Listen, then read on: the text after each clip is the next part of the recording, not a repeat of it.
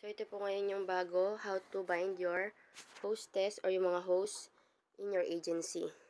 So, bago ngayon yung dashboard.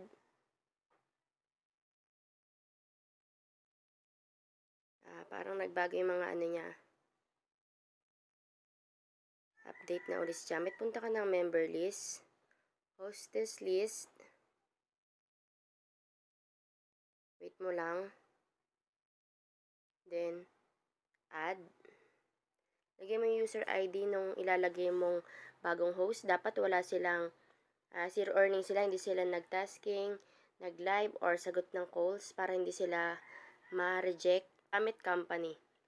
So, ayun yung user ID niya o Chamit ID. Select nyo phone, then phone. Siyempre, click nyo Philippines. Hanapin nyo lang yung Philippines. Yan, plus 63 Philippines. Lagay nyo dito yung phone. Paste nyo. So, ayun yung phone niya. 2, 4, 6, 8. Dapat 10. Tinanggal mo yung 0. Then, confirm.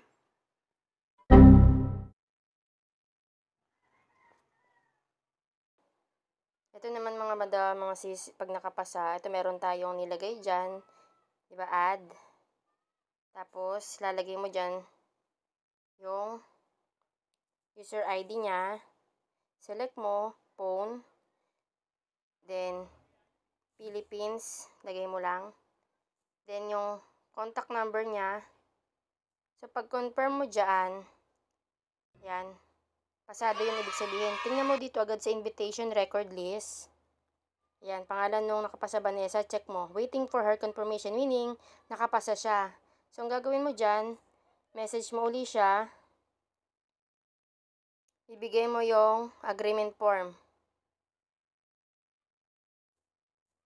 Vanessa Joy. So, meron tayong nakareading agreement form. Sisend mo sa kanya yan.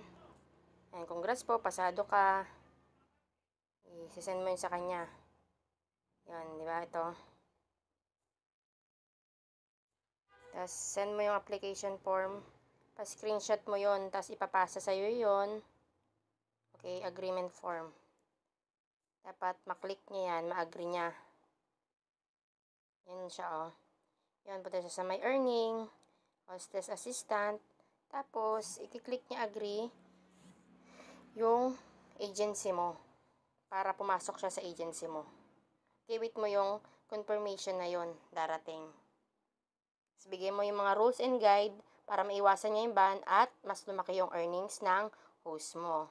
So, thank you for watching. Kung gusto nyo sumali sa agency namin, i-PM nyo lang po ako. Salamat!